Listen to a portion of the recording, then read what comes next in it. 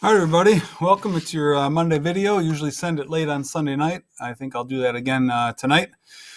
Just want to talk about a few things before I go through our intro to Catcher in the Rye. And my first thing I've got written on my list is just pride. I just am amazed, but not amazed by how many people are right with me, and people are just doing everything I ask right now, which is incredible because I hear stories from other teachers around and on Twitter and also around that say they just can't get kids engaged, and you're engaged, and I'm thankful for you, and I trust you, and I believe in you, and I just can't imagine you not being engaged. Why in the world would you not do what we're doing? And I'm just really, really thankful for you guys. And I hope that when you told me your vocab score, that was your really real vocab score. It looked like I could tell a few of you might have been making it up a little bit, but I think most of you actually took the vocab quiz. We're going to get no vocab quiz this week because I want to get going on Catcher in the Rye. But loved your videos, graded your SAT essays, and stay with me, everybody. So next thing I want to talk is just late stuff is hard for me, just so you know. I try to go hour by hour and grade everything, and when things are late and I lose track, it's just hard, just so you know. But if you're late, because of great reason, I understand. I will tell you that if you're late, if you're not joining in just because you just don't feel like it, or you're using excuses that you just can't get going because you're at home and whatever, I'm telling you, there's some students out there working 9 to 5 every day and getting things done. You can do it. It's time to be self-motivated, and you're all doing an incredible job for the most part. I think I got like 3 to 5 kids in all 4 of my classes that are not right with me, which is phenomenal, just phenomenal. Next thing is I've got your SAT grades charted. I'll keep track of those. We'll do another one sometime. I haven't read your journals yet. I was focused on your essays. Keep thinking about your TED Talk and start building your TED Talk Google Doc a little bit and start researching for that. No vocab quiz this week. I did that. You should get your book right now, your Catcher in the Rye book right now. So pause the video and go get your Catcher in the Rye book. Okay, so now you've got your Catcher in the Rye book, and I want to just go through my document here and tell me why, or tell you why I'm just so excited to read the book with you. But if you would open the book, I'm going to read the first page and a little bit with you right now before I go through my list up here. And here we go. It's a book about a character named Holden Caulfield. He is in an insane asylum. He is telling a story, and the whole story is 48 hours of his life. Here we go. If you really want to hear about it, the first thing you'll probably want to know is where I was born and what my lousy childhood was like, and how my parents were occupied and all before they had me, and all that David Copperfield kind of crap. But I don't feel like going into it if you want to know the truth. David Copperfield is allusion to a character in another book who had a really rough childhood. In the first place, that stuff bores me. In the second place, my parents would have about 2 hemorrhages apiece if I told them anything personal about them. They're quite touchy about anything like that, especially my father. They're nice and all, I'm not saying that, but they're also touchy as hell.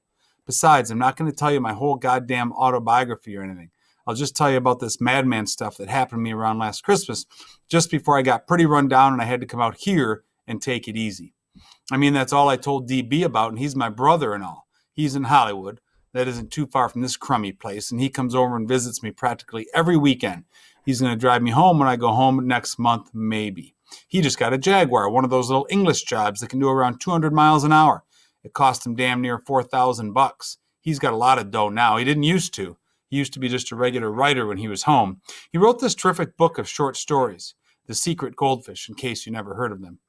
It was the best one in it was called The Secret Goldfish. It was about this little kid that wouldn't let anybody look at his goldfish because he'd bought it with his own money. Killed me.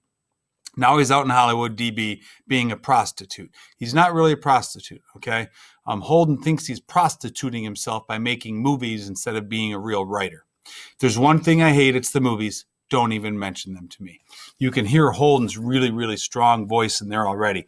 All right, I got a top 10 list of why you have to read this book with me. You ready? So keep following along with me. First one, I'm going to give you this document. It's one of the books that you have to read. So if you go to this website here, top 100 best American novels. Look at this. Mockingbird, you did it. Gatsby, we did it. Grapes of Wrath, some of us did. Catch-22, we haven't done that. Old Man in the Sea, we're going to do that next. And then we've got right here of Mice and Men. We did that. And then The Catcher in the Rye right there. It's a book that has just got to be read. Interesting, if you look at the stats on this site and you go down here, it's the one that most people have read. 60% of the users of this site have read that. Look at this list. Catcher in the Rye, Gatsby, Mockingbird, Mice and Men, Old Man in the Sea. All 5 of those will have been read by you in the very, very near future when we finish Old Man in the Sea and Catcher in the Rye in just a little bit. So that's reason number 1. It's just one of those. You got to read it. Everyone reads it. You got to read it. Here's some crazy stuff. Mark David Chapman, 1980, I want to say, killed John Lennon. Okay, went and shot John Lennon. The story's crazy, and you'll have all these websites, but it's unbelievable. So he shot John Lennon, and then when they find him, he is sitting there, and it says it right in here somewhere, sitting there reading The Catcher in the Rye. Here it is. When New York City police officers arrived at the scene, they discovered him casually thumbing through a copy of J.D. Salinger's Catcher in the Rye. Okay, and then his statement in the courtroom was, Catcher in the Rye is my statement, he said. And he read the book, and there's a lot of connections there. Crazy, crazy story about Mark David Chapman and John Lennon. Next one, John Hinckley. Okay, so he shot Ronald Reagan soon afterwards, the year after maybe. I think I was like 13 or 14 years old, and didn't kill him. Here's the scene when it happened. And so Hinckley takes a Greyhound bus across country. Look at this. He passed the time rereading The Catcher in the Rye, J.D. Salinger's classic novel of teenage angst and alienation. He identified himself with Holden Caulfield, the main character. And then it talks about Mark David Chapman again. We have back-to-back years. I think it's within a couple years that people are saying The Catcher in the Rye was like an anthem for them, and they're going out and shooting people. And that's not okay, and that's not what you're going to do. But it's just crazy, the connections that you see with this novel. And then how about this? There's never going to be a movie. Never going to be a movie, or at least there probably won't be a movie. It's up to you. J.D. Salinger won't allow it. He's blocked Catcher in the Rye films. Now, I think at some point it can be a movie. He died, I think, 10 years ago or something. I don't know exactly when it's allowed to become a movie, but it's not a movie, and at this point will never be a movie. However, there are some other movies that can be cover things about Salinger and Catcher in the Rye. You can see right here, Rebel in the Rye is very connected to it. And then, there was a whole list up here when I had this link last time.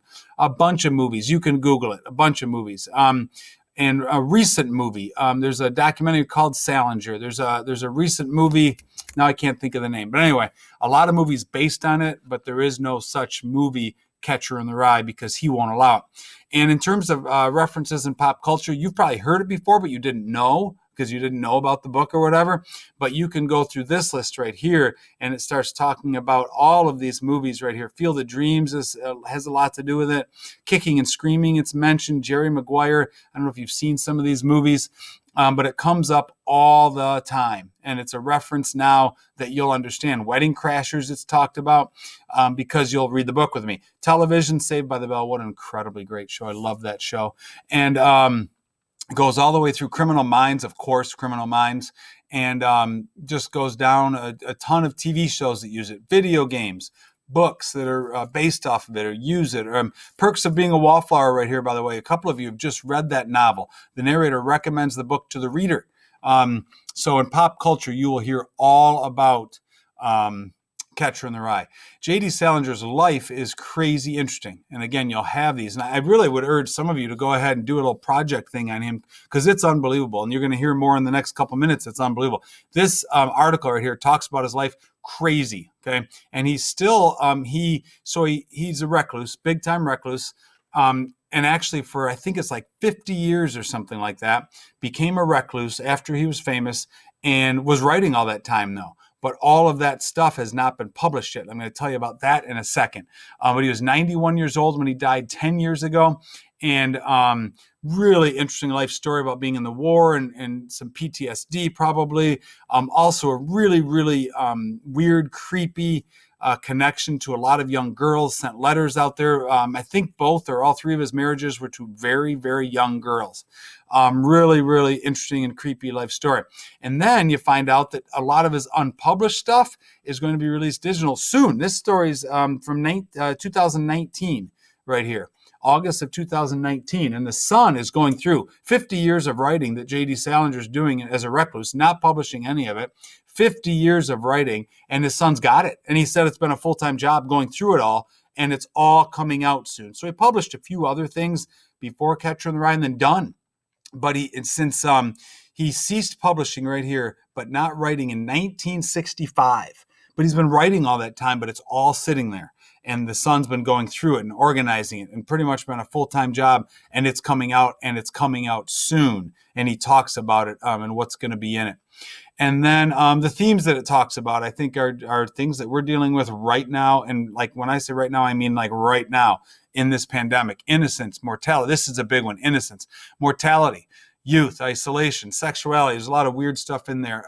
Sadness, wisdom and knowledge, lies and deceit. Themes that we are dealing with and that you are dealing with as a 16-year-old right now, and that people still deal with today. These are really relevant themes for what's going on in life right now.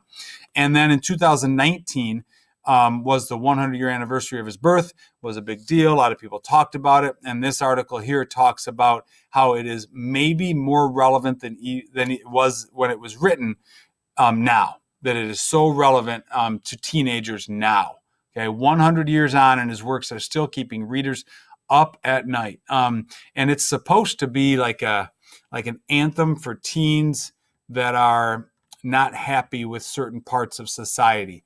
And I think you'll find it very, very interesting. So there's my top 10 list. Enrichment opportunities. Read Perks of Being a Wallflower if you want. Some of you already read it. There's connections. You'll see that. There's a 45-minute video linked right here that is fascinating. These people go try to find him, and they interview people in the town where he lives as a recluse. No one will tell him where he lives, and then someone finally does. And they talk to people that make the trek to his house, and they feel bad because they're bothering them. And just a really, really interesting story. Talks a lot about his life story. Spend 45 minutes. Keep working on your TED Talk and those 990 SAT words, of course. Okay, read this book with me, okay? Here's the schedule. Follow these for the days of this week. We'll finish the novel by next Friday. What you're going to do when you read the book, it's your deal. Annotate if you want, take notes if you want. It will all help. Okay, I'll have an assignment out to you on Tuesday night or early Wednesday. So here's the schedule. On Monday, read 1 and 2. On Tuesday, read 3 and 4. On Wednesday, before you watch the next video that I will send, it'll be late Tuesday night. Before you watch that video, read 5, 6, and 7. Okay, and then I'll give you, because I'm going to talk about all of those chapters a little bit in that video. There'll be an assignment due Wednesday night over 1 through 7.